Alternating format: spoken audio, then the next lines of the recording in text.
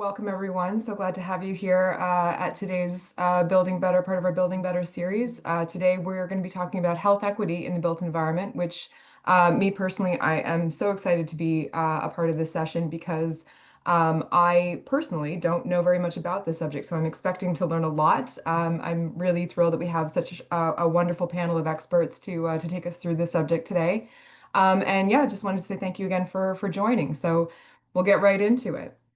So I'm going to take you through a couple of the just sort of basic housekeeping rules for the day. So we really want you guys to participate in this session. So we do have a chat function enabled in Zoom. So please make use of that. Say hi, tell us where you're from, maybe tell us what you're working on these days. It's there for you to use it. So please make use of it. The slides and the recording of the session are going to be shared. If you are in attendance today, you will receive an email from myself either this afternoon or tomorrow with all of the information. So please do keep an eye out for that. If you do have a question, we also have a Q&A function enabled. My colleague Alice will be fielding any of your questions. And depending on the nature of your question, we'll either answer it in real time or we'll wait until the Q&A at the end, where we will hopefully get a nice lively discussion going on all things health equity related. So yes, please make use of that function as well. So I'm going to tell you a little bit about what we're up to today. Here's the agenda on screen. My name is Wendy Carradine. I'm the operations manager for the U.S. Supply Chain Sustainability School. I've been involved in the school since it launched in the UK back in 2012. So if you ever do get emails from the school, or if you ever have any tech problems, odds are you're talking to me when you get an email from the team. I've been involved in all aspects of the school. We are going to be treated with some talks from some wonderful experts. Like I said, really knowledgeable people that I'm thrilled that we have them today.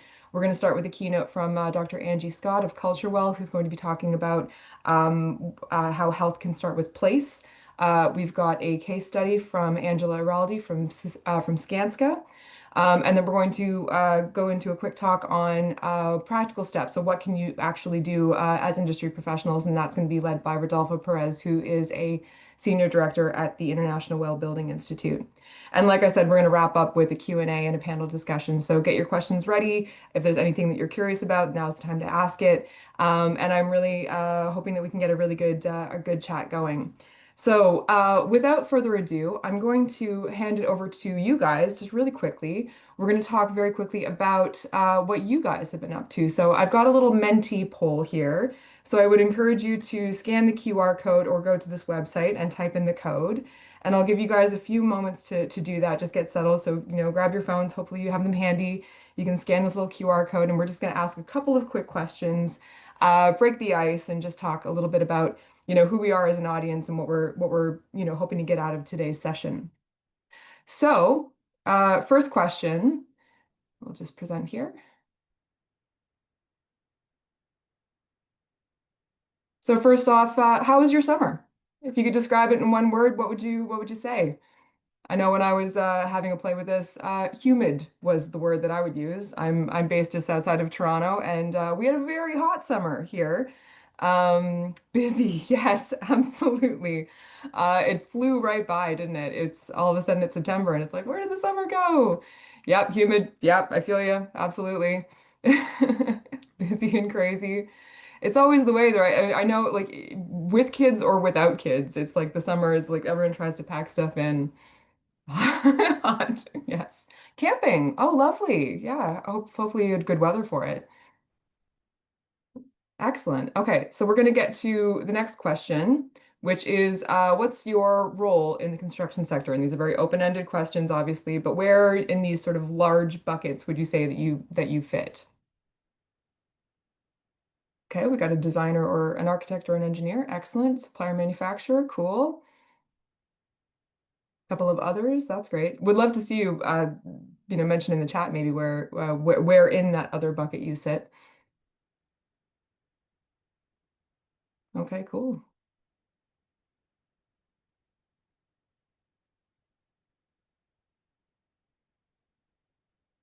Lots of others. That's cool. Okay, great.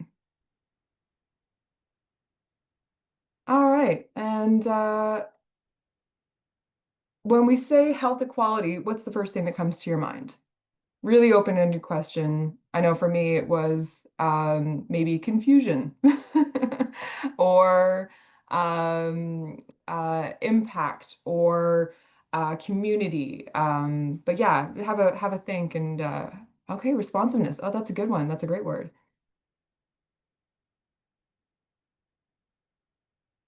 Access, yeah, absolutely. Inclusiveness is a key theme. Absolutely. Good health for all. Wonderful. Yeah, absolutely. Inclusion. Oh, fascinating. Okay, great. These are great answers, you guys. This is wonderful. Thank you.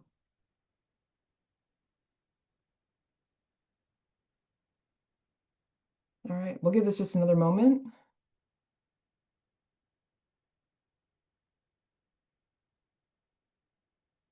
Very cool. Very cool. Climate, yeah. Legal policies. Yeah, I think we're definitely going to be talking about that. Equal and equality. Yeah, equal inequality. Yeah. Wonderful. Okay, and finally, what do you see are the biggest barriers to embedding health equity in projects today? Again, very open-ended. I'd love it if you could select multiples, but let's just focus on what you think is the most issue, the most prevalent issue. Yeah, limited awareness or understanding is leading. I mean, case in point, I definitely don't know enough about this topic, so yeah, that's great. Cost and budget pressures. Yeah, absolutely.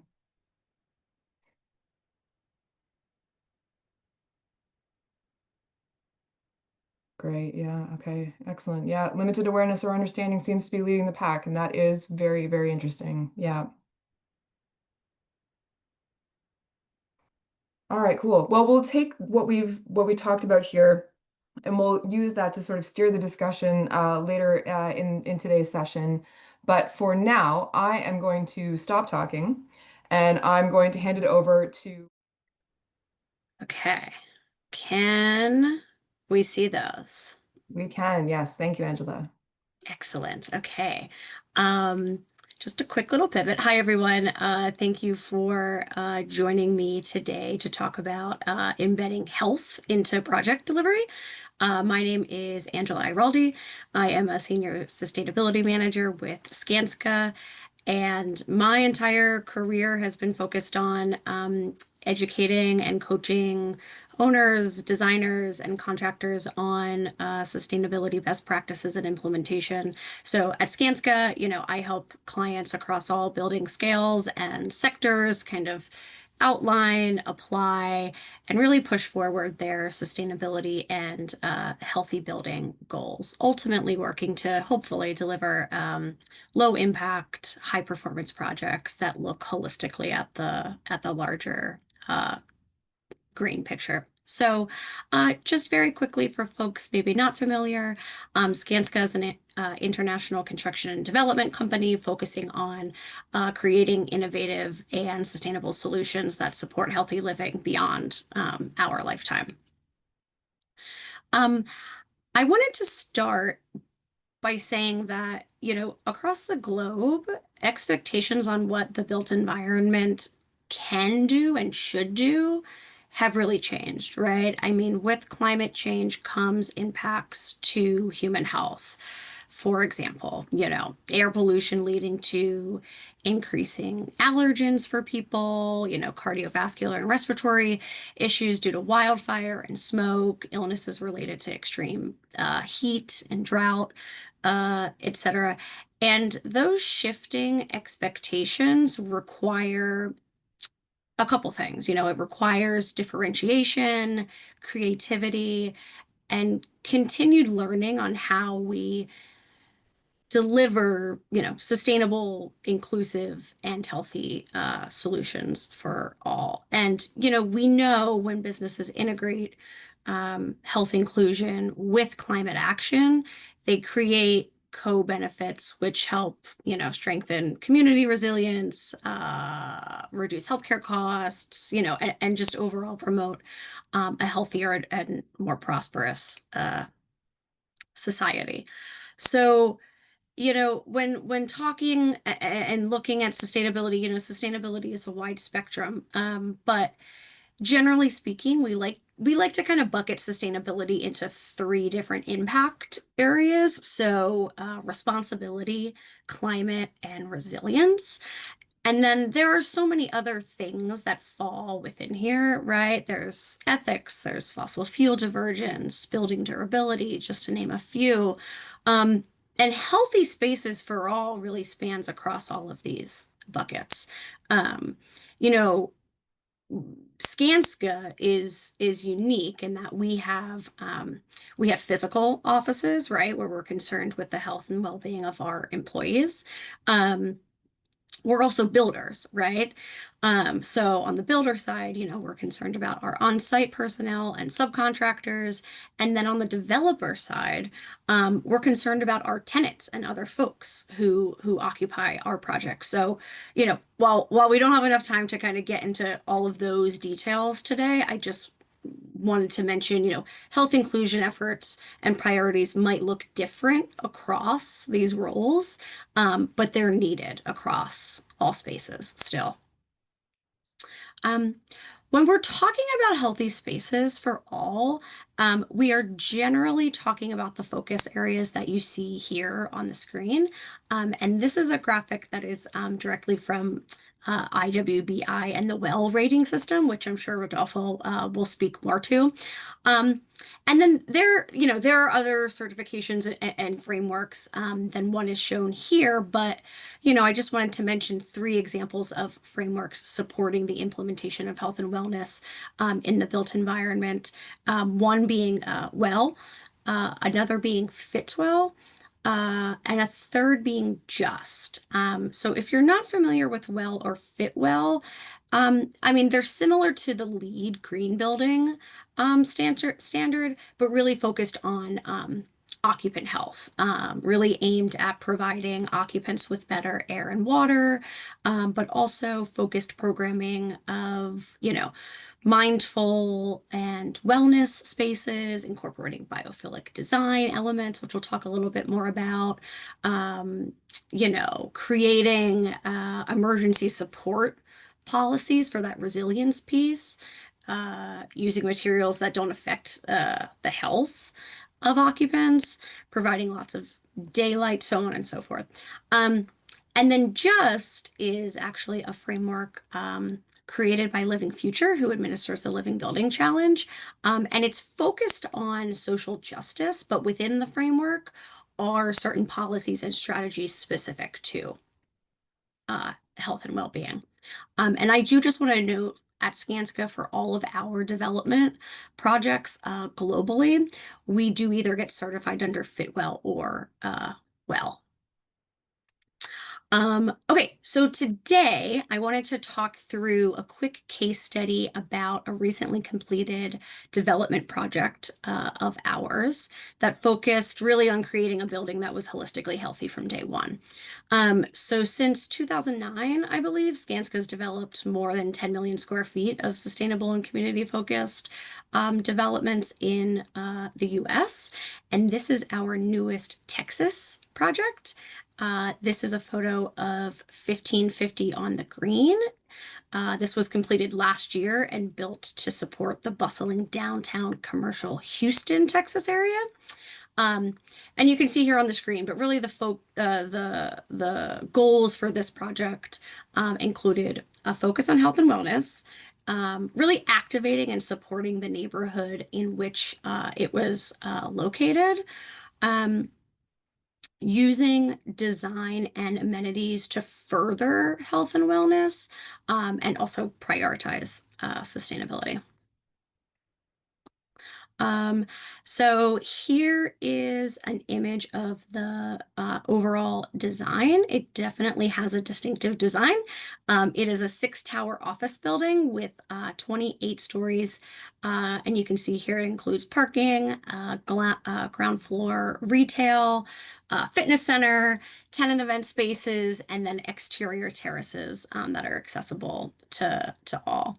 And this project is located directly adjacent to Houston's largest downtown park, Discovery Green, hence how it got its name. Um, so the first design feature that I want to mention is this side core design. So typically we see a central core where we have all of those kind of core and circulation back of house spaces running through the middle of the building. But for this project, being situated, on the park, the team really wanted to bring the park up to the building occupants. So all of the office spaces are consolidated along the park side of the project, and then the core spaces are placed on the exterior of the floor plate, um, and so this really allows for unobstructed views of the green for all, while also allowing for views for occupants in the elevator and circulation spaces within the core to the east. Um, and I'll mention here, in terms of design and construction considerations, one example is, the design wanted to be very intentional in minimizing column size within the office spaces, again, to make sure that we were providing those continuous and unobstructed views. So, this layout, although a little atypical, proved to work out very efficiently with some early on coordination between structural and mechanical disciplines to ensure that neither system performance nor overall health goals were compromised. And then at the street level, amenities across the whole first floor include restaurant space. We have over 5,000 square feet of outdoor dining and terrace space, direct connection to the green and other outdoor amenities, bike amenities, and Wi-Fi and other connectivity infrastructure for occupants. As I mentioned, the project is located downtown and adjacent to a lot of Houston hotspots and destinations. So occupants can also easily walk to, nearby points of interest, restaurants, other public spaces. Moving up floors, so I mentioned biophilic design. So biophilic design is really about connecting people with nature, and that idea was integral to the project. The word biophilia means love of life, and the concept is based on the idea that humans have this innate connection to nature because for most of our existence as a species, we've survived and thrived in the natural environment, not the built environment. Um, so something we did on this project, we incorporated multiple outdoor terraces accessible to all building occupants, which provides immediate access to nature, light, air, as well as access to nature and views even from the interior. I'll also note that each terrace reflects a different biome, so occupants can kind of choose the oasis of their choice at this project. Um, Couple things on air quality. We know that air that we breathe directly affects the function of our bodies and our productivity. In this project, air quality was addressed in several ways. So bipolar ionization systems were incorporated into the HVAC systems, which is a technology aimed at reducing or eliminating particulates, volatile compounds, and other potentially harmful substances in our ventilation systems. And then in addition to this additional technology and filtration, 30% more fresh air is being brought into all the spaces to provide above code 100% fresh outside air. And systems are also designed such that a 100% air exchange rate per hour can be implemented. So if for whatever reason, air quality within spaces becomes compromised, the space can be flushed quickly and replaced with fresh air. So working with your mechanical team to design systems that can provide the additional quality and quantity of air and filtration is definitely a takeaway here, as well as focusing on building controls and having in place systems for verification, which are critical for ongoing operations to verify that systems are performing as intended, and also important for monitoring and measuring outcomes. I mentioned most of these amenities already, but overall, the decisions made about this project really exhibit a commitment to people and planet, right? I mean, we talk a lot about that triple bottom line, really, again, committing to the health and well-being for our people and for our planet. So, access to natural daylight, fresh and clean air, recreational and fitness opportunities, just to name a few. And then in terms of sustainability and certifications, we are proud to say the project has achieved WELL Platinum, LEED Platinum, and Fitwel 3-star rating certifications. Oh, and Energy Star as well. And Platinum and the 3-star rating for Fitwel are the highest ratings that can be achieved under all of these frameworks. And I like to talk about frameworks because these frameworks give us a really measurable, data-driven stats and verification, which is really essential for providing kind of a clear understanding of how our buildings are functioning and providing healthy spaces to occupants, right? So this project will perform annual air and water testing. So testing for things like particulate matter, VOCs, and then other potentially harmful substances in our water, lead, mercury, excuse me. Um, among others, against what are considered safe levels to make sure that we, make sure that all have access to safe water and air. So we will have those results moving forward and can take action and course correct if needed. Um, a variety of statistics gives us design outcomes and a basis for baselining occupant feedback.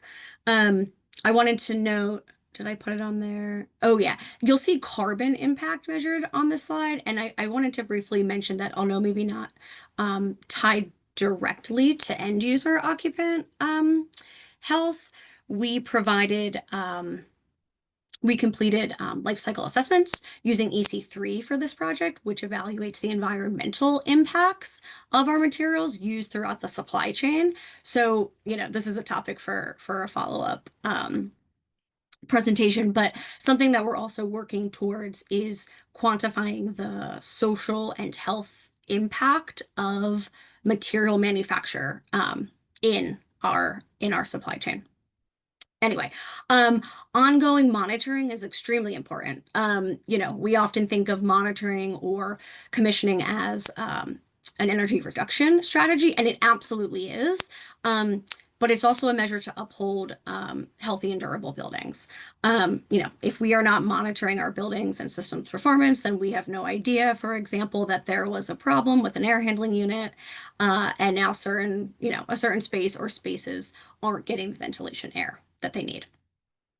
And lastly, policy implementation. So these frameworks require different policies to support healthy spaces, such as green cleaning, waste management, chemical storage, clean renovation requirements, et cetera, et cetera. So, so that we're really holding our projects and our vendors accountable for maintaining safe and healthy operations. So, at the end of the day, creating healthy spaces requires holistic frameworks for addressing, a lot of the external influences that we know affect how we live and work. It takes dedication to real life data and monitoring. It takes adoption and advocacy of policies that support human health and well-being. And it takes listening to our community and our occupants to most positively improve the communities that we are directly connected to, you know? Um, I also think, and I'll wrap up on this, you know, it takes obviously collaboration among industry uh,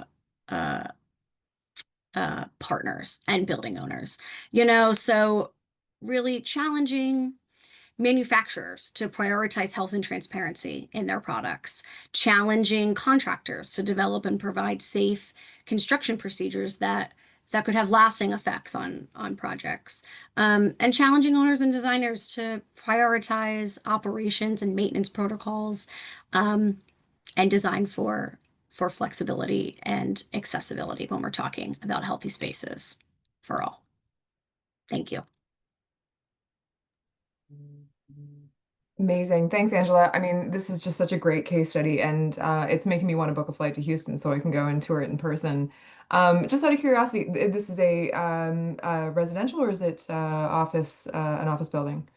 It is commercial office building. Commercial office building. Very, very cool. Yeah, I mean, it's really great to see these things take shape in real life and understand like not only is it possible to take all these things into effect, but like you can make it look beautiful, you can make it desirable for people to want to work and live in these spaces. So it's just case studies are just so Absolutely. great in terms of like, Yeah, providing this additional layer to like it's doable.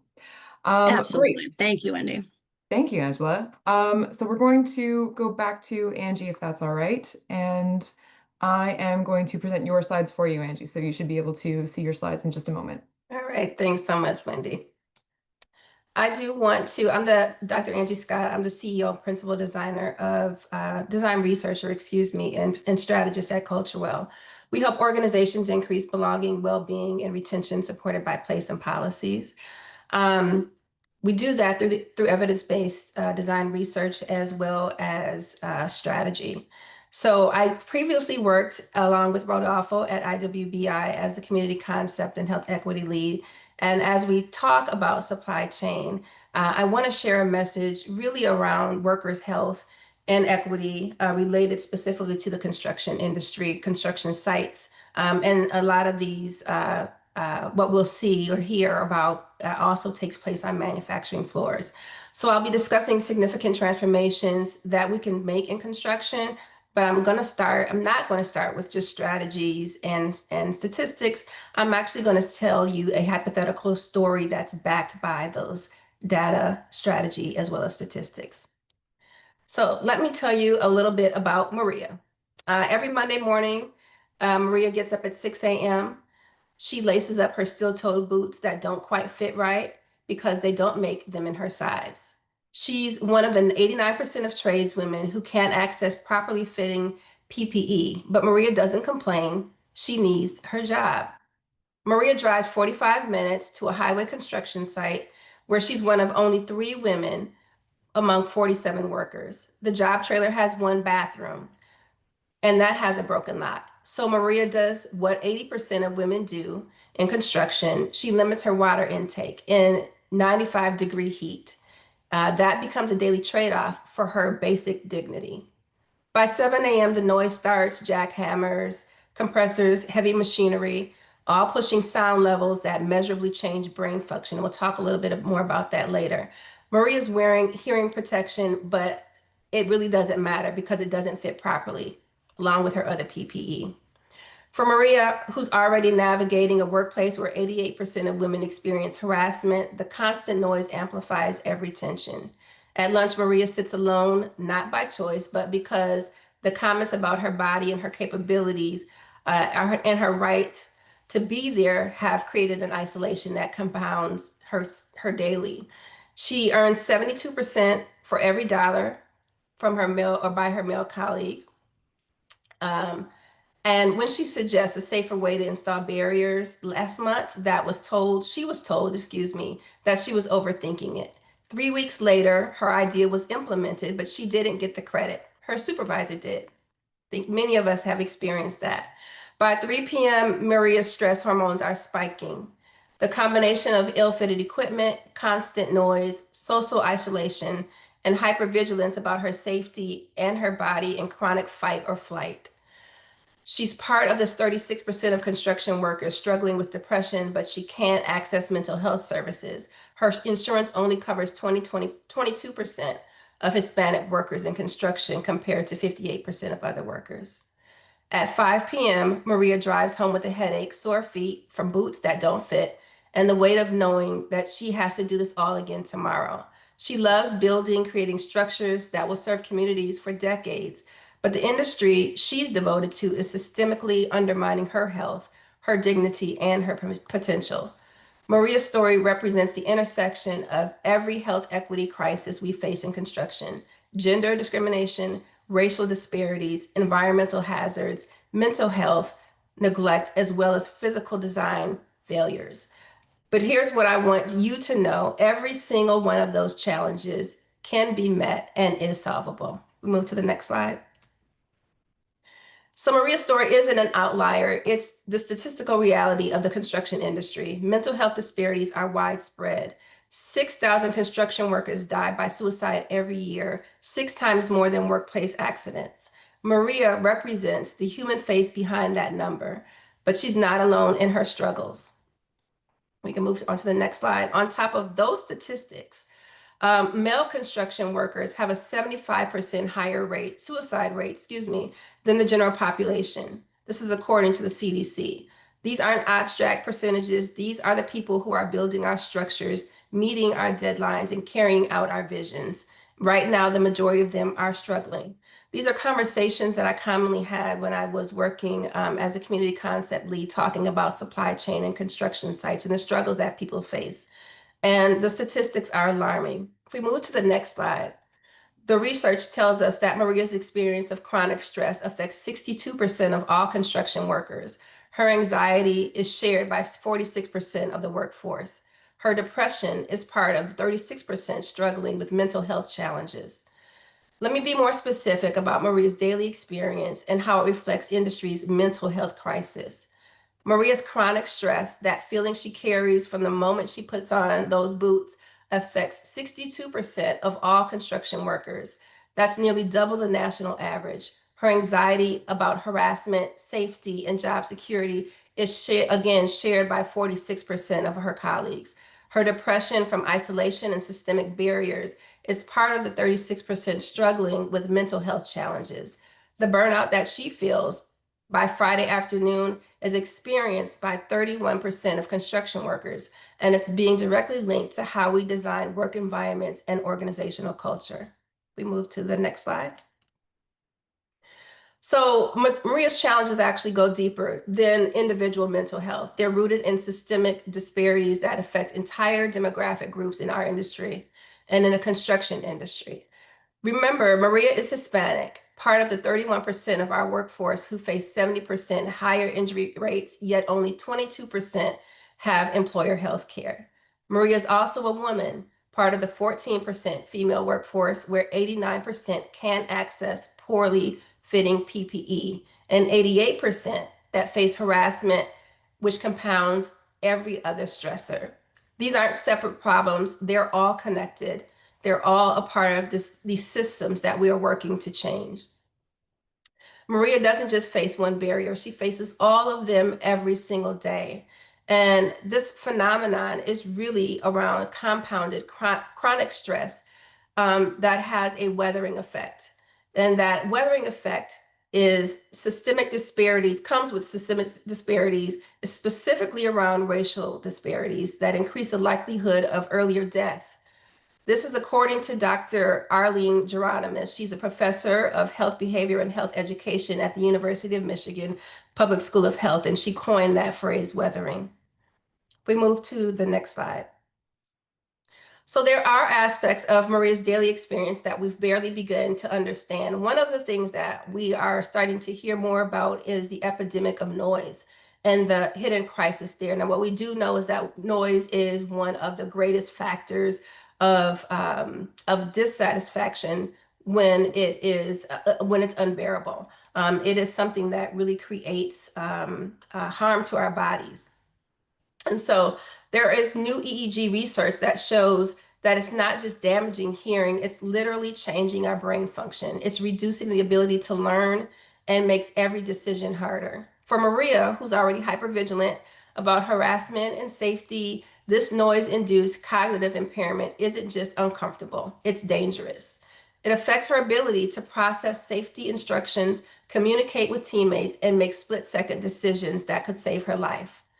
3 out of 4 construction workers are exposed to noise levels that create measurable brain changes. We're not just talking about hearing loss, we're talking now about brain health issues. These are compounding factors that make every other challenge worse. You can move to the next slide. So let's put Maria's story in the context of who's actually building America today. Maria represents the 31% of Hispanic workforce, a record high, who are often most dedicated workers, yet they face the greatest health disparities. She's part of the 14% of women in construction, representing 390,000 workers whose potential we're systemically undermining. And here's what should keep every leader awake at night. We need 439,000 new workers in 2025, yet 80 to 90% of contractors are struggling to hire qualified workers. We can't afford to lose any more people. We can't afford to drive away the talented, the dedicated workers that we already have through environments that undermine their health and their dignity. While we're desperately seeking new talent, we're failing to support the talent that we have. Next slide. So here are some things that I think about often. How does design impact this? What if every challenge that Maria and others face could be solved through how we design and organize our environments? What if the very spaces we create could become the foundation for healing instead of harm? And Angela did a great job of showing you a case study about that. Research has shown us that built environments don't just contain work, they shape the humans that are doing it. We can ask the question, how might we design for noise control, natural light, positive air quality, and inclusive design? We could look at things like we understand that proper acoustic design can reduce injury.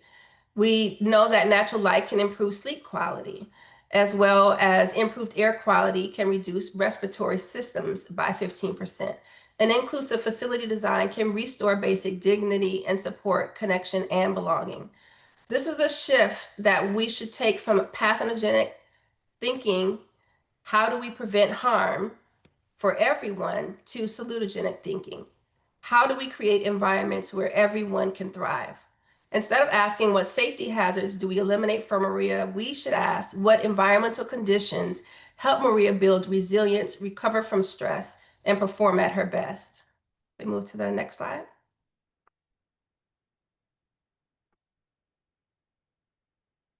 Okay, thank you. So as we're talking about this idea of pathology versus salutogenics, we begin to think about this shift, this paradigm shift that can take place. The traditional approach asks, how do we prevent harm to Maria? It focuses on eliminating negatives, staying reactive, and driven by compliance minimums.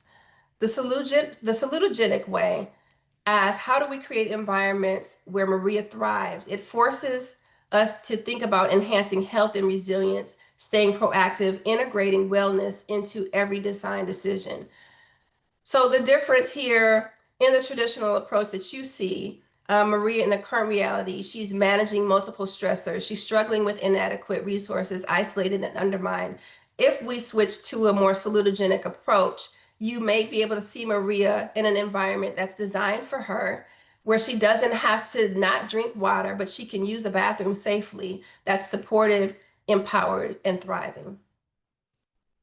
Move to the next slide. So we can ask the question. I know many of us are asking the question, how do we take action? We can go to the next slide, Wendy. So I'm sure many people are thinking, okay, this tracks, but what do I actually do? And Angela, again, did a great job of showing some different strategies that we can do in order to make strides in these various ways. I'm going to give you a systemic evidence-based approach to transformation. And I have 5 phases that I've outlined here. So the first phase is assess. See Maria's whole experience or the worker's whole experience. Don't just look at injury rates. Again, looking at from a pathogenic perspective, but looking at it from a salutogenic perspective. Understand their daily reality across individual, organizational, and environmental levels. Phase 2 would be then to analyze. Use 5 whys approach. We want to continue to ask why. I'm sure many of you are familiar with that approach. You ask why 5 times to really get to the root of what the issue is. When Maria has higher injury rates, they don't stop at she just needs more training. Eventually, it might be because there are some culturally competent deficiencies. We also want to then begin to apply. So integrating total worker health principles, these are a set of interventions that are provided by the National Institute for Occupational Safety and Health, and they collectively address worker safety, health, and well-being. These principles can help to address equipment needs and environmental stressors, as well as organizational support simultaneously. And then phase 4, we're able to implement. So using prevention through design developed by the National Institute for Occupational Safety and Health to prevent injuries, illness, as well as fatalities. We're talking here about, and this toolkit is really talking about designing out some of these hazards and risks. And then finally, 5 is measured. Track Maria and the other workers' improved outcomes alongside your project performance metrics. We'll move to the next slide here. So in addition to that framework, I have a checklist that we can take some immediate action with.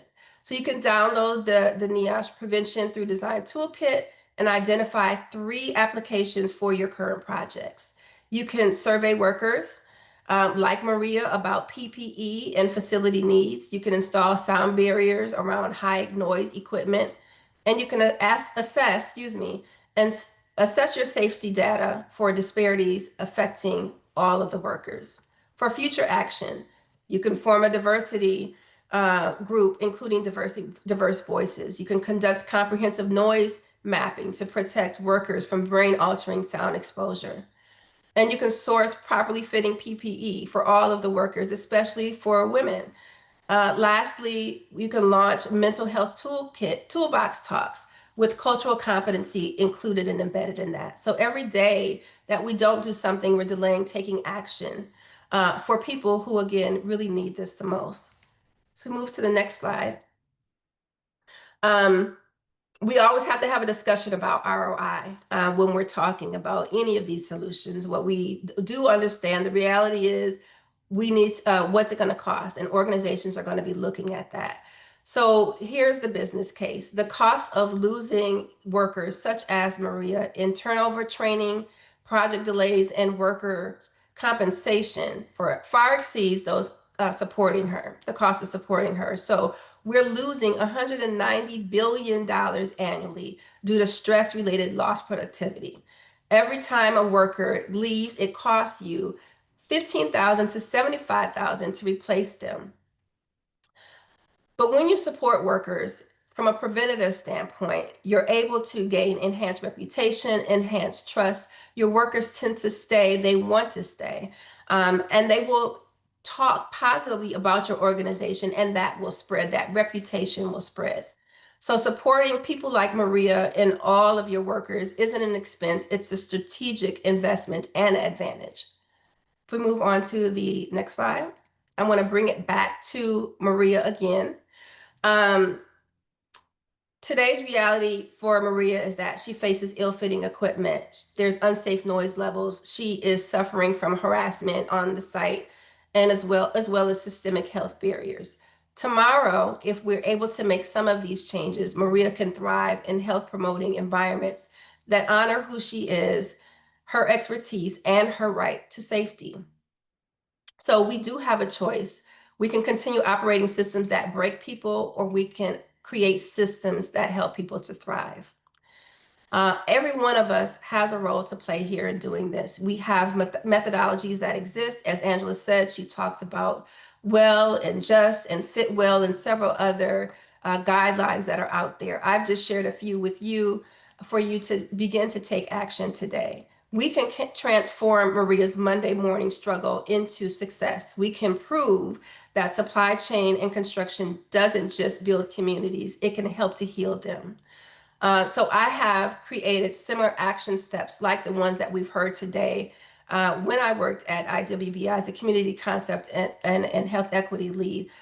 You can find those in the community features and the well building standard, the well equity rating, as well as the well for residential. So with that, we can move to the last slide, Wendy. It has always been a personal mission of mine and a professional mission to ensure that everyone feels connected and they feel like they can thrive through space. This is work we can do every day and for every sector in the built environment. And I'm excited to see the light that we're starting to shed on these various industries, specifically around health equity, and looking forward to seeing what's yet to happen. Thank you. That's amazing. Thank you, Angie. I mean, yeah, this just hearing the story about Maria really brought me back to when I was very young working in the field. And it's hard to know when you're not getting you're not working in the greatest environment that you could be working in, but also knowing that you can advocate for yourself. And I would love to see that more in our sector. And it is very prevalent. I mean, the suicide rates I know they're shocking. I literally gasped when your slide came up. I was just like, that's insane. It's an important issue, absolutely. It definitely is. There's stark statistics, but the positive thing is that we can make change, and so that's what I'm excited about. Absolutely, absolutely. Well, thank you, Angie. We'll move on now to Rodolfo, and yeah, well, I'll leave it with you. Thank you. It's hard to follow this wonderful presentation, Angie, from a coworker of mine, and amazing speaker and change maker. So, and I feel like I learned a lot from Angela and Angie. It's nice to see how things are built, how things can be built. And now to start, I want to share my screen, and yeah, I'm gonna start with this. Looks like a plate of noodles with a sauce. Great. If I wonder, might look or might not look yummy for you, but you might wonder what's in it and who made it. And I'm not sure. I generated this image through AI, so I'm not sure about it. But similar conversation can be done in the built environment when it comes to what's in it. And with that, I'll introduce myself, Rodolfo Perez from the International Well Building Institute. I run materials and water at IWBI in the materials side, which is what keeps me here. I will not call myself an expert on everything. It's a very wide topic. What I do and I want to convey to you is the integration, the action, and things that we can do to try to address one of the topics that are associated with health equity, which is what happened on the things that I said. What's in a building? How is it made? Particularly, can you think a building is healthy if basically has embodied suffering? If basically it's, Angie gave a wonderful presentation about the risk during the building. How about during the making of these materials as well? Are we disenfranchising communities by not knowing it? Are we depleting environments without knowing it? Or maybe, trading off? These are hard questions, but it's important to consider when we build to see what is actual impact of our building. Let's think about what the footprint of this building materials can be. I was in a couple of months ago in a presentation, and someone with a good knowledge on the topic, I believe an average of a regular, six-story building, specify an average of 250 products. Imagine first of all, the purchasing power that needs. But imagine what each product can be. I mean, buildings are complex. The products are complex themselves. I mean, a composite, a flooring composite, a gypsum board, those are complex materials to start with. And they have complex supply chains. We don't know what's going on. we need to worry about, are they toxic? Are the substance toxic? Are they toxic to the environment, not only for the user or on the making, but also on the environment? How are they made? Where do sources come from? Are they the raw materials extracted in a way that is sound and safe? Are they made in a safe way? And let alone other impacts that are not associated with performance, but with the product itself. Like we talk about carbon footprint, we talk about emissions and so on. So there's a lot that of each of the building materials in a building that has a footprint on it. Now, it's ignorance of bliss. Usually if we don't know, might be a good thing, but can we really ignore? It's hard to ignore when you start thinking about it, when you start like actually getting engaged in it. When you think about health equity, we want to basically propagate equity. We should like people are basically living and interacting in decent conditions that basically foster health instead of sacrificing health, as Angie mentioned the case of Maria. But when you think about making materials, we have 28 million people subject to modern slavery conditions right now. And the construction associated, the building product industry has quite a bit to do when you think about mining, for instance. If we think about clothing as an example, you all might have heard about sweatshops. There's a step, they're so closer to the final user, us, when it comes to clothing, basically, we buy clothing for companies that might hire sweatshops. Building the environment, when building products, we are like a step ahead, because we are in a building that is purchasing products from somewhere else. But still, there is that sweatshop kind of environment does exist. And when to think not only on the process, but also what's going on. What's in the product can influence the conditions of who makes those products. We have Cancer Alley in Louisiana. We have now the problem with PFAS, flare retardants. And there are also indirect effects when you think about also firefighting now. There's an article in the Times a few days ago regarding the health of firefighters. That had a lot to do with what's in the product.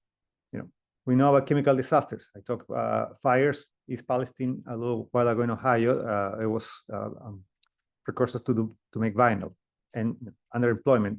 In my library, I started with that.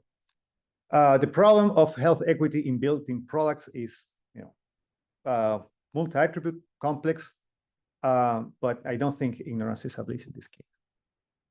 But let's, we can talk about all the problems that we have, and we can spend hours and hours on that. But let's think about what can be done about it. Can we vet products, beyond just performance? An acoustic panel, not only for the sound, sound transmission coefficient, but also about the emissions, or the provenance of the substances that make the product. Do we know what's in the product? Can we know more? Again, back to the pasta plate. What's in it? Can we know about it a little bit more? And let's use the power of purchasing materials as tools to improve the quality and transparency in building products. We can make healthier buildings. We can make healthier products, and we can help to create healthier supply chains, bring equity across the entire industry, make things responsibly. Again, labor practices are important. And one thing, again, benefits, something that Angie touched, the money. I mean, let's follow the money. One thing about being proactive and trying to ask the right question is that we can advance regulation. PFAS are in discussion to be banned across Europe, for instance. Can we go ahead of it? Can we basically remove them and remove the damage that goes, the upstream from and downstream? And reputation. Sweatshops have caused damage to the clothing industry. Are we going to face, or would the industry might face problems regarding to this? Regulation might catch up. Happened to in the US with Uyghur work coming from China. So you never know. So there is definitely some arguments that we can make the handprint of buildings, to expand that concept and create better buildings, better products, and better environments in general. That sounds like a lot, yeah, but it's, is it easy? Definitely not. This easy button doesn't exist anymore. But and I don't want to like beat on someone. We need to start doing something. The worst thing we can do about providing health equity across the entire supply chain and in the built environment is doing nothing. Something's always better than nothing. We have to start somewhere.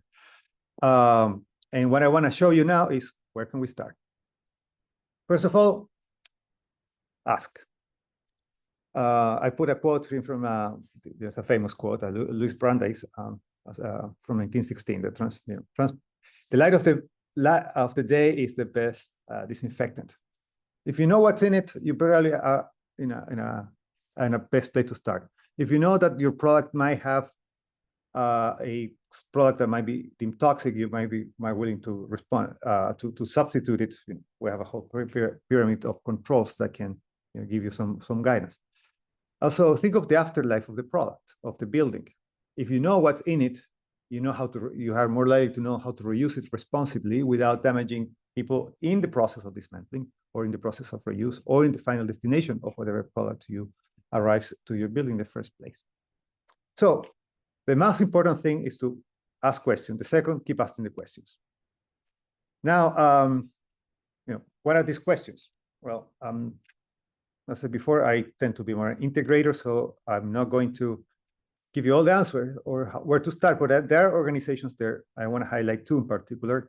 Grace Farms, that would be Design for Freedom toolkit, which helps you to provide questions, and particularly when it comes to raw materials, that basically help you focus a little bit on what are areas of risk for certain raw materials, but that are beyond the final use. So hotspots, for instance, for abuses. Also think about the environmental consequences. Again, this is while it's human focus, it's also, if you focus on the humans, you focus on the environment, and vice versa. I mean, there's no one without the other. If you respect where things come from, you respect the people that basically help collaborate towards this supply chain. Dignity by Design, based in England, have a similar approach. They provide also cases of projects that actually have developed or considered like human rights, first and foremost. And of course, that brings us the protection of the environment and the communities that are associated with the supply chain. And this is not just in private initiatives, as with GSA, the Federal General Services Administration has in its website, still on. I put the website there. Criteria for high performance buildings, and there's a lot of regulation. I mentioned, for instance, the case of Uyghur, that relates to where to start. Things that you should avoid. So I want to give you some resources to start asking these questions. And when now we talk about where to find questions, what to ask, where easy, what is it made of, how is it made? When it comes to attributes, we have two examples here. One is the contractor's commitment for the contracting side, for how to build and what to ask when you build. But also I want to point out the American Institute of Architects, AIA, which has a pledge that basically categorizes areas of building materials that are not performance-based. Human health, social health and equity, which I've been emphasizing during this presentation, ecosystem health, emissions pretty much, carbon, climate health, and circularity, which kind of puts a little bit of the other four buckets into context. But basically, everything is connected. So it's a lot of questions, a lot to answers, but it's important to have a little bit of a whole picture of a product that basically that avoids sometimes current tunnel vision or very narrow goals, but gives you a little bit of a bigger picture. So that sounds like a lot, because it is a lot. But again, you need to start from somewhere, ask questions, try to ask questions, ask about the supply chain. The more you know, the more you want to know more. The least you can unknow, the more you feel like ignorance is far from being a bliss. And of course, if you have any questions, we need to start looking for answers. Look for small steps actually to drive change. Where to go? Well, I have a screenshot here. Habitable Future has a product guidance, which is an interesting approach. What it does is to analyze products as a whole. Their goal is to basically avoid the worst offenders in class, so trying to move a little bit the ladder and analyze a product from not only from environmental or human health, which are matter, but also by its supply chain. So basically classify products. So might give in their guidance some good ideas of how to substitute products. Again, if you think about the chain of controls, elimination of a hazard substitution is on top of, say, PPE. Particularly when it comes to building products that need to be installed and need to be used, need to be enjoyed by people. So basically think about alternatives. Again, raw materials, are they risk assessment? Design for Freedom does a good job on that. So take a look at that. I recommend look on their references. Manufacturers also, I mean, we're all trying to do the right thing. I believe that's what we're trying. Sometimes we just don't know. And whatever we can do better, the better we are. And there's always a room for improvement. So I want to make sure, well, us in well as rating system, that's what we're trying to do. We're trying to acknowledge progress. We're trying to celebrate leadership, and so do a lot of reporting frameworks. But also for manufacturers, this is a drive. They, because of sometimes they want to advance for regulation or respond to regulation, you can see more public reports, particularly when it comes to modern slavery assessments. The UK, Australia have stronger requisites for assessments, and they're usually public, free, and signed. Might not be perfect, but again, demonstrate change in the right direction. So what we can do as catalyst for change is always welcome. And of course, we have product certification. So these product certifications are more and more holistic, more multi-attributes. All those 5 buckets I mentioned before, all of these characteristics, looking more and more in supply chain. Of course, some certifications are more specific, but again, some activity is better than no activity, and there's a lot of room for improvements. Yes, but every improvement should be celebrated. In the more back to the human side, I want to show, as a materials lead, I collaborate when I work with Angie at IWBI. She was instrumental to help to put together actionable steps that belong on the materials procurement side. You can ask a provider, like, are you paying the right wages for your workers? And there are certifications for that. Actually work on that side. Do some raw materials, steel, like, a lot of like the mass of a building, are raw materials, steel, concrete, raw, or like mildly processed glass that you can trace where it comes from, and see actually in the precursors, sometimes they are certified. There's quite a bit actually in the mining industry, which is rampant caterer of abuses.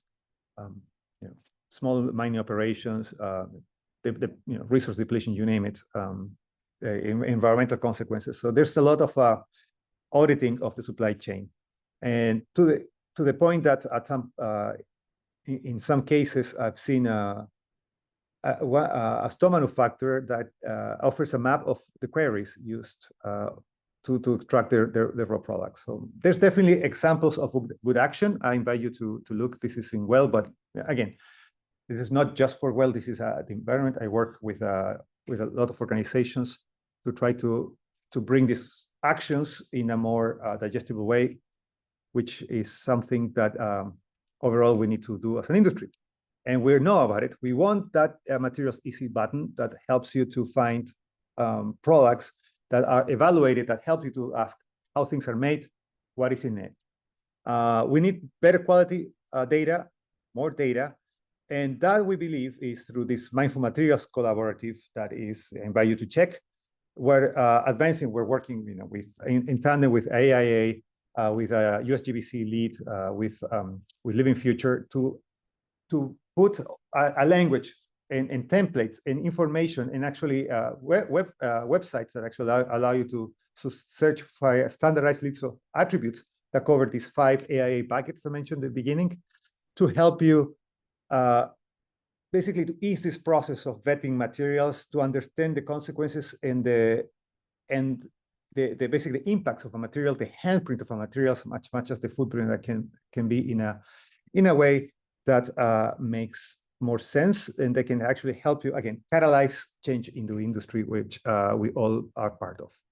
As building rating systems, we have a role. You as architects, developers, or others also have a role. I think together we can do more than separate, and I hope that this presentation helps you to basically take action, feel empowered to look for change, and again to start asking questions and hopefully get some answers in the process.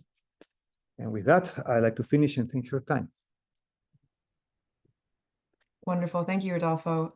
Yeah, a lot of really, really great links. And this is a perfect opportunity for me to remind everybody that these slides and the recording will be sent around to everybody. So yeah, highly, highly, highly recommend that you check out some of these links, including the Mindful Materials Common Framework, which is a wonderful tool. I know they've been working very, very hard on that. So with that, we are going to wrap up the talks and open the floor up to the audience and talk any questions or any topics that you guys want to discuss in more detail. So I'll invite all of our panelists back. Reminder to drop your questions either in the chat or in the Q&A function. I noticed that we've got a couple questions that have been sort of popping in as we've been chatting, and I believe they've been answered in real time. And I think what I might do is I'll kick things off because at the beginning during the icebreaker questions, I asked about some of the key barriers to implementing health equity in projects these days. And it seemed like overwhelmingly the answer that we all think is a lack of awareness. So I'm just wondering, I'm going to send it over to the panelists, but why do you think that this has not been as prevalent as, say, scope 3 emissions or circular economy? Why do you feel that this is not getting maybe its day in the sun? I think part of it is we're not aware of issues readily if they don't impact us. And so we're starting to hear more and more people begin to voice concerns and their lived experiences, and we're starting to see more of a shift towards social sustainability in the built environment and how we can make change for people. And so I think we're starting to now hear this. There's a groundswell that's happening because of many different societal things that have happened in our recent past, that people are starting to understand that actually social issues play a great part in human health, mental health, and social health, and emotional health. And so we're starting to unfortunately see more of that too, because of the disparities that have shown, especially that have taken place since COVID. Right. Yeah, that's great. Yeah, and I would, Please go ahead, I was Angela. just, no, I was just going to talk a little bit about the lack of regulatory requirements or incentives around this topic today, and thus kind of a lack of systemic and systematic, really, integration of inclusive strategies into our decision making, especially early on projects, right? I mean, these things aren't generally necessarily required by code or permitting, so it's not on anyone's list of mandatory measures, and therefore a lot of times I think these things are considered like extras or nice to haves as opposed to like just basic human rights. And I think I would just encourage us all to remember that, like, just because a building is meeting code doesn't mean that it's necessarily a good building. Like, meeting code is like one point above failing. And I think as we continue to learn more and more about this topic and about kind of the implications and the long-term implications that these things have on us and the built environment. Hopefully we'll adjust kind of what that bare minimum baseline is for buildings. I've, so my past is in, actually, I used to work at the health department, and one thing you notice is people tend to be reactive, and you usually react, and it's really hard to advance things that are related to chronic damage. We're really good at reacting at acute damage. Think of COVID. Oh, those 2 minutes, shut down everything. We had a Legionella outbreak. It's those things are that are the ones that tend to drive regulation, at least in the US. Chronic damage, which is the ones that compound over time, are really hard to tackle. And need to be proactive, which is a word that people, particularly in the public health, tend to. We try to become. However, it's really hard to sell. But that's in the long run, it pays off. But no one has a. It's hard to come up with that mentality, across a wide audience. Yeah, it's much easier to convince people to deal with the problem by staring them in the face as opposed to, oh, this might happen. Or it I will completely damage you. agree. It's like basically it compounds all the time. It's like Yeah, yeah, exactly. I mean, this kind of ties in with another question that I have, if I'm still cool to sort of hold on to the mic. This is obviously something that can be done in a silo. This is something that would require, dealing with health equity in the industry as a whole requires collaboration. I mean, obviously, Rodolfo and Angie, you guys showed a lot of links, a lot of frameworks that we can use. What role does collaboration play, and how do you think we can improve cross-sector initiatives? I think the work that Rodolfo is doing is amazing, with mindful materials and the different AIA, the different organizations that IWBI is working with and bringing together. We really have to begin to think about everything that we do from a whole systems perspective. Everything is connected. And we can no longer afford to work in silos. We can't afford to solve the problems that we're facing in our world, um, in silos individually. We're going to have to come together. We're going to have to create community. We're going to have to stop holding on to proprietary information, right? And sharing, and build something that everyone can use across the board. And it's going to take all hands on deck from many different, it will have to be interdisciplinary, cross-disciplinary, transdisciplinary, however you want to call it. Um, but it's impossible. These types of problems that we're talking about are impossible to solve by themselves. And that's why there hasn't been many metrics created for them, because people don't know how to measure them. And so we'll need to be able to come together. We'll have to be able to come together to really address the issues that we are facing. Absolutely. Great. Yeah. Rodolfo or Angela, anything to add to that? Also, indoctrination. Schools basically create a new generation of leaders, from the start. Like, go to schools, colleges, technical schools, to enable that behavior. There's no work silo. There's no AI that will replace collaboration and communication among people. And the more we flex those muscles, I think the better we go. I think those responses were fabulous, and I would just add for those not yet indoctrinated, advocacy is key, right? I mean, Rodolfo talked a lot about materials and material transparency, and it starts with asking the folks and the partners that we're working with for that information, right? And I think that we have made strides. I mean, just in the last 5 years or so. I mean, we have a long ways to go, but just kind of asking those questions to folks around what they're doing for health and safety. And maybe they're not making moves now, but they'll continue to kind of get those requests and see the market pressure and competitors doing different things. So hopefully that will continue to propel us forward. Yeah, absolutely. Yeah. If people ask for it, it's if you build it, they will come. It's the mentality. Absolutely. Can I add one more? Right. Oh, sorry, go ahead. Sorry again. I just wanted to add one more thing, and I think Rodolfo touched on it, is there needs to be more data.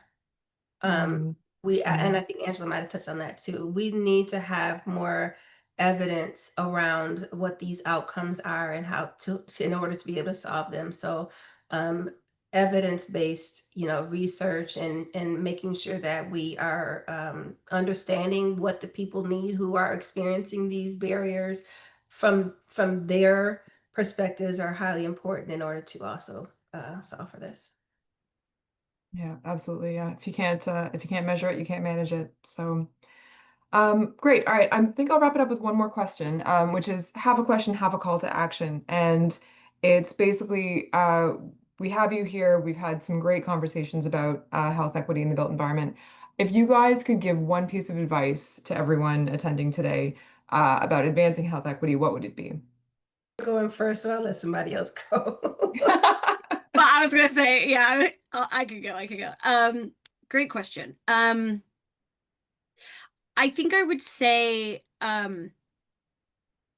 gosh, if you're not yet doing it, start with small, high impact strategies and also build for all. So, we talk a lot about occupant health, but build not just for occupants, but for the people who will be maintaining, visiting, cleaning, whatever the project. And I also think beyond construction in terms of I guess a couple things specifically, and that's operations and beauty. A lot of health kind of equity and inclusion measures are not as apparent as, natural daylighting or access to outdoor spaces. They're related to air infiltration or material selection, kind of these invisible things that we don't see, right?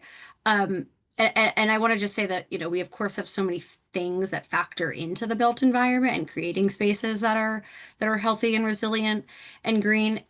But at the end of the day, I think creating spaces that have elements of beauty and human delight are like so critical for all of these things. And it sounds kind of silly, but people enjoy and take care of spaces where they find delight, right? And I think that there is an argument that can be made that beauty is kind of the ultimate imperative for creating spaces that advance health equity and inclusion.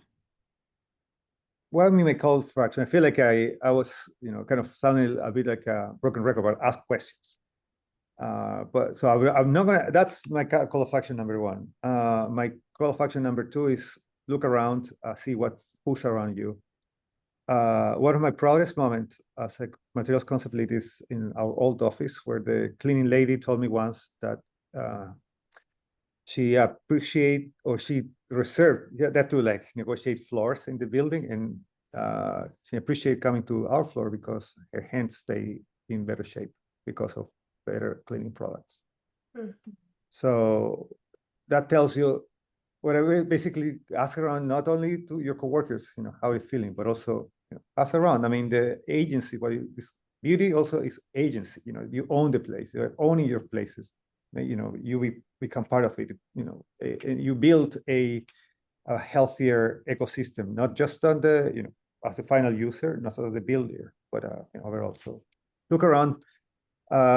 Be we're all the same. We all make mistakes. Well, as long as we're trying to do good, I think little by little we might influence positively the life of others.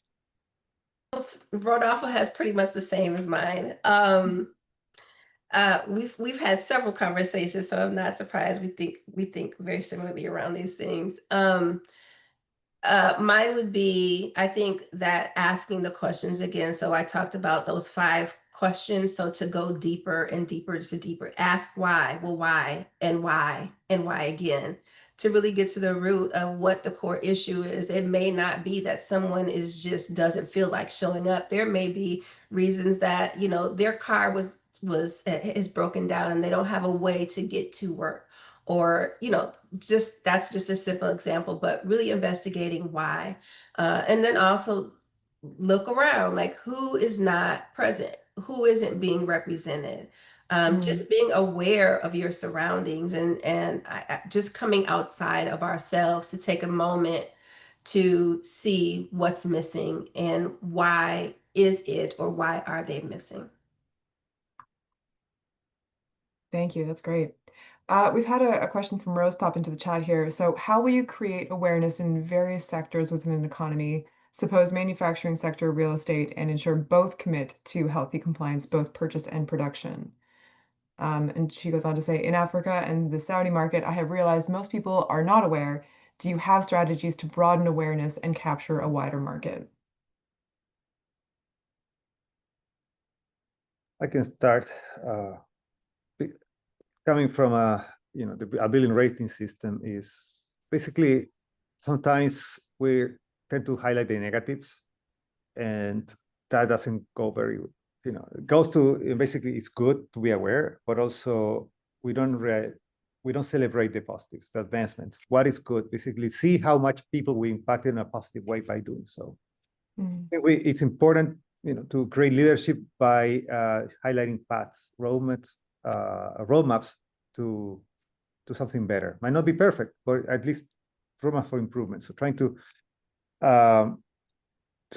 show a path of, not saying enlightenment, but at least of betterment. I think it's a good place to start. That tend to be that can be more effective sometimes than we're getting at this point very bombarded with all what's wrong in the world, so trying to see, okay, this is a path to do better, might create a positive spin on actions. Great, I yeah. would say education is really key here. These are fairly new constructs to mainstream. To the mainstream built environment professions. And so a lot of these constructs were not taught in the programs that architects, designers, construction leaders have been in. And so how can we embed this information into the curriculum? When you come out of school, you are aware of these issues. You have done projects where you are tackling some of these issues and working collaboratively with other students from different programs around addressing these issues. And then to what Angela said a little bit earlier, advocacy. So how can we be advocates? Can we bring in people to speak around these things when we understand that they are vitally important, and arm ourselves with the data to do so, to make sure that we are giving the best opportunity for someone to take up this charge and make a difference. Yeah, And I absolutely. would just tack on briefly to that. I think it starts with really identifying the market drivers between sectors. So if we're looking at manufacturing, or if we're looking at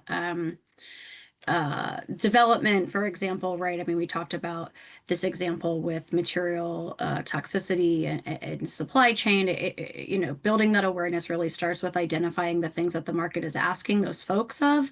Again, going back to the, non-toxicity example, and just asking those questions to folks, and really just kind of communicating what we are seeing as kind of a push in the larger industry and where we want them to get to. And I think the same applies, in any market sector. I mean, on the development side, we definitely see more kind of push and awareness on the operations side, right? So going back to the example that I think Rodolfo mentioned about green cleaning, right? And how that affects folks. And then again, just very briefly, because Skanska, we hold many hats, but it's also larger education across different sectors, right? Or excuse me, different sections of the company, right? So development, construction, ongoing subcontractor education when you are working on projects that have, I mean, any goals, right? But obviously we're talking about health. So making sure that awareness education is kind of built into the program when you are building a project to, again, create that awareness and then make sure that folks, if they don't have that awareness already, they get it for this project and they can take it to the next. Excellent. Okay. Well, thank you, everyone. I mean, fantastic answers to fantastic questions. It's just so great to dive deeper into this topic because, from the jump, I was just like, I don't know very much about this, and now I feel much more equipped to handle it and be an advocate and take it forward. And that is, I mean, that is the point of the supply chain school. The reason we're all here is because we want to know more about this and we want to get better at our jobs and create better places. So. I will say thank you again to everyone who attended. Thank you so much to our panelists. I'm going to wrap up with just a couple final slides just to close it out. So we've had our QA obviously, but I would recommend having a look at some of the other sessions that we've got planned in the near future on a couple of other topics. They're all available on our event page within the Supply Chain School, which is supplychainschool.com. You all know, you all have accounts, which is why you're all here. And I'm also going to mention that we are hosting another of our Building Better series in January. The date is to be confirmed, but the topic will be on supply chain resilience, which is quite top of mind for a lot of people right now, I assume. We are also going to point out a couple of health equity resources. Just wanted to bring it back to the topic at hand. Particularly, we ran a session with Mindful Materials a few months back, and that session was recorded, where we had an in-depth look at the Common Materials Framework, which is an incredibly useful tool. Would highly recommend that you guys go and check it out, as well as a couple of other resources that are available. The Supply Chain School has tons of resources that should help you out in this journey, as well as sustainability on the whole. If you do ever have any questions or have anything that you want to talk about, please reach out to us. The school is here to support you. It's here to be a resource for you to help make your life easier, make your job easier, make your make your supply chain sustainability journey easier. So please reach out. Here are my details. If you do have any questions that were not answered on the session, reach out to me and I'll make sure that the panelists get them. And once again, all of the slides and recording will be sent around to all of you. And thanks again. We're just going to wrap it up there. Thank you again for being part of this session, and we hope to see you at the next one. So thank you very much.